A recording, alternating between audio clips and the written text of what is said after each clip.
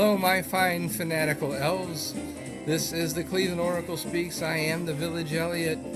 I like to talk about the past, present, and future of the Cleveland Browns, and in particular, as was predicted on this very show, the extension to Denzel Ward's contract. How about that? The Browns are under the salary cap now. The Browns do not need to negotiate with Deshaun Watson or restructure his deal in order to go below the magical salary cap. They're under the cap now without having to restructure his deal. Wow. Let me turn down the music. Okay. And let me improve the sound quality for speaking. Just a second here, please.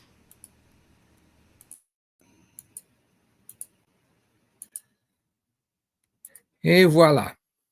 So, yeah, this is a very significant development, not because it means that much for Denzel Ward's future. It does not. We discussed that in a previous show that you may have seen yesterday. This does not mean that the Browns are gambling on Denzel Ward's injury future or anything like that. It does not change the fact that they are committed to Denzel Ward, whether they like it or not. They had a certain amount of guaranteed dollars on his contract. That has not changed.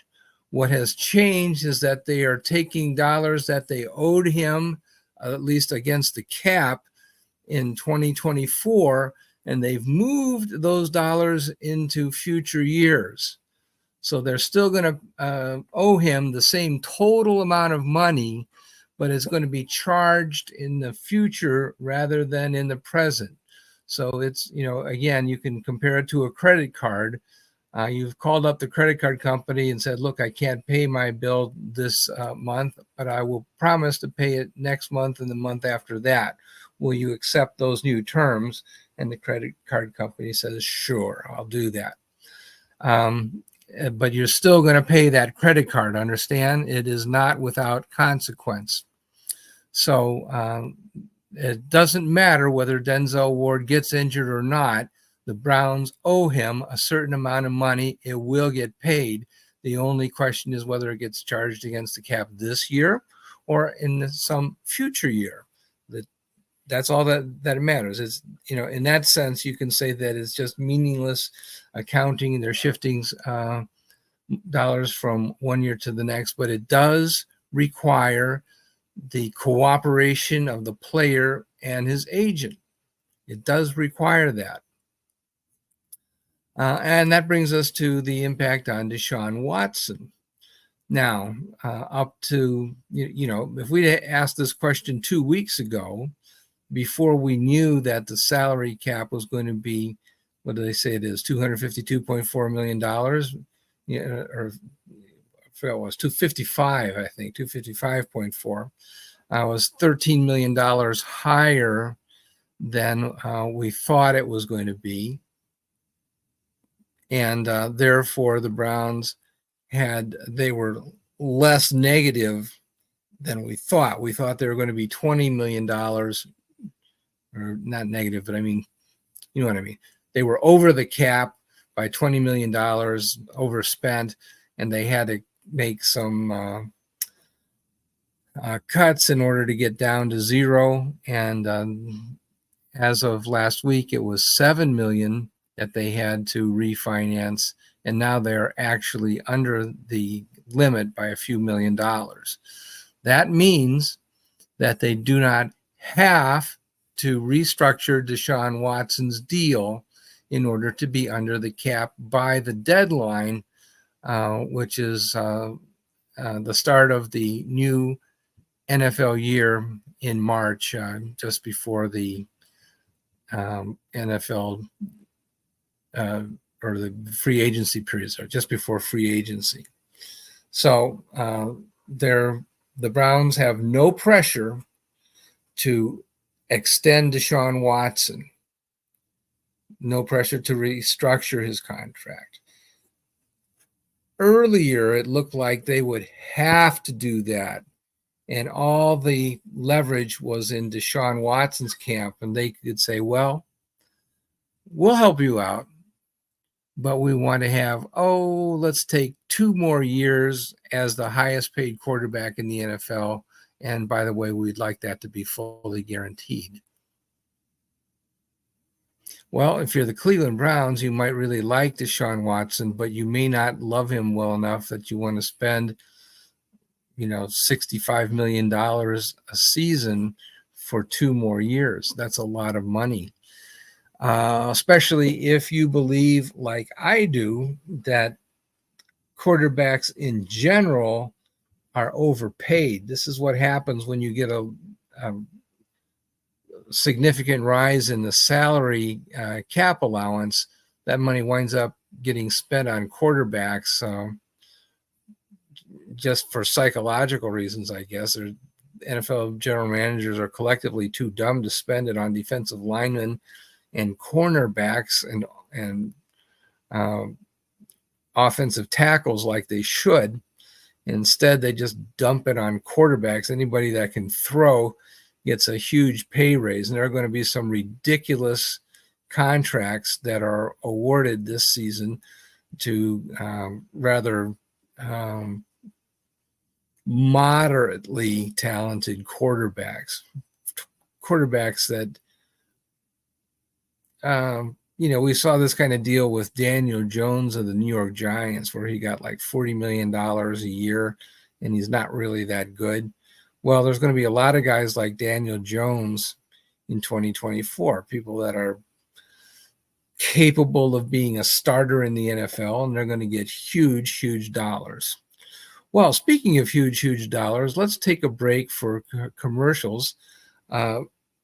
We are very grateful for the support that we've been getting from our commercial sponsors, and especially from you, the fans. You've been downloading our show on different platforms, and that's what really helps us to stay on the airwaves.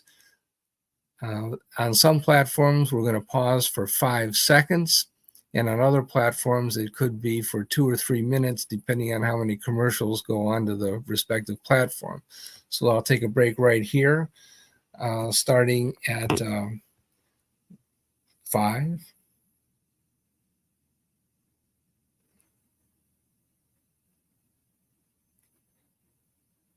And we are back, and better than ever. Well, that's Mike Greenberg's tagline from ESPN. I'm sorry, Mike. But anyway, so the Browns have moved money successfully with one player's cooperation from fiscal 2024 to 2025, 2026, and beyond.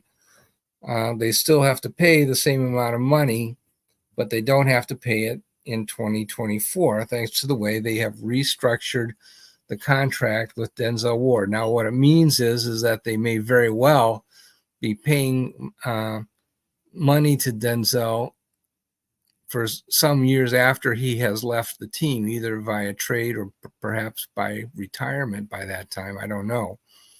But it is perhaps not the world's greatest process to commit yourself for big dollar spends in the out years. Eventually that may catch up with the Browns.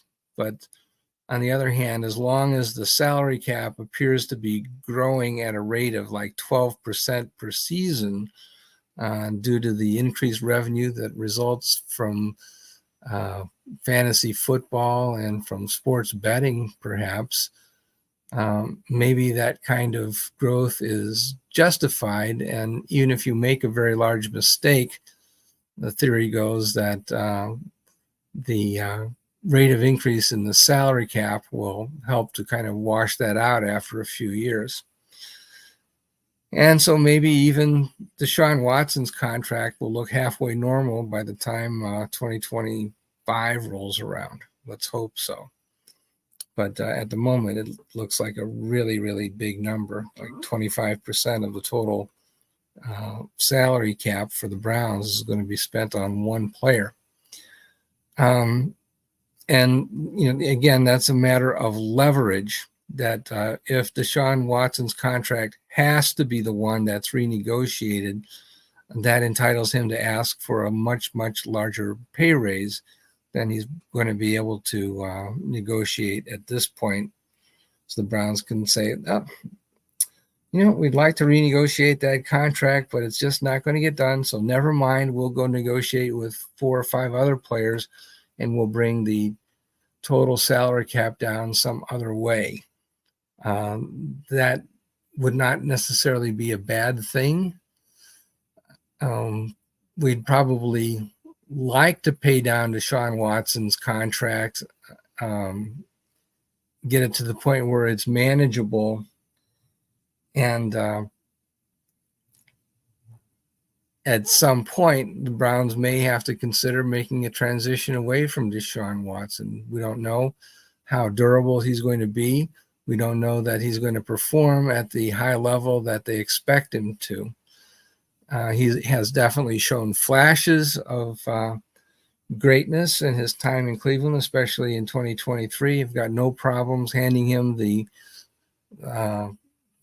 starting position at quarterback for the Browns, but I do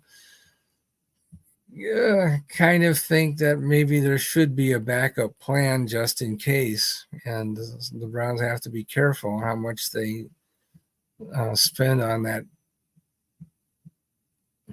contract and how they do it. It's just a very difficult management problem. They're going to have to manage their money much more carefully than they've done in the past. So it's right now, I think it's 50-50 whether they restructure Deshaun Watson's contract, or let me rephrase that, 50-50 whether they extend that. I don't think they're just going to move money around on his big deal. I think that if they get to that point, they're probably going to add an additional playing year, maybe 2 years, and do the business where you have bonus money that's paid immediately but gets spread through the lifetime of the contract. And I think Deshaun's camp would like that to happen. 2 years worth of bonus money would come in very handy for Deshaun Watson at this point. And but the Browns may not feel like Watson has done enough to give them confidence to be able to invest for 2 additional years in the future. So in other words, he would have 2024, 2025, 2026, 2027, essentially the same as a 4-year deal. And, has his play been really that good that you're willing to commit for 4 more years, rather than the 2 or 3, actually, 3 years that you still have left. So it'd be 5 years instead of 3.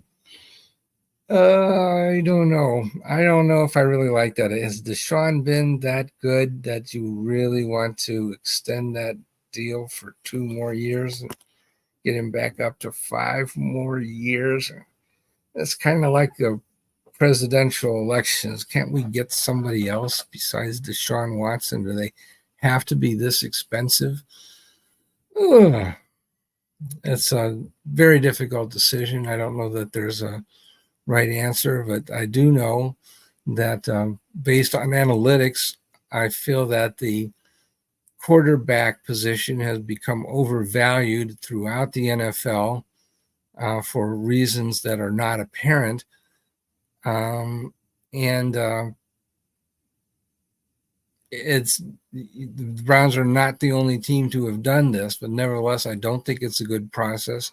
I think they were able to find quarterbacks in Jacoby Brissett and then also Joe Flacco, and they have been able to do the same job as Deshaun Watson at a fraction of the cost.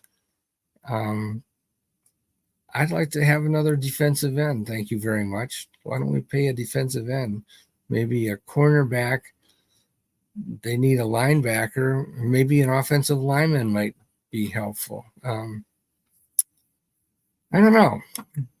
But anyway, no leverage for Deshaun. If they're going to extend, it's going to be on reasonable terms rather than the quarterback and his agent holding all the cards. So we'll see what happens. I'll talk to you again very soon. So thank you again for supporting the show. Take care. God bless, and we'll talk again soon.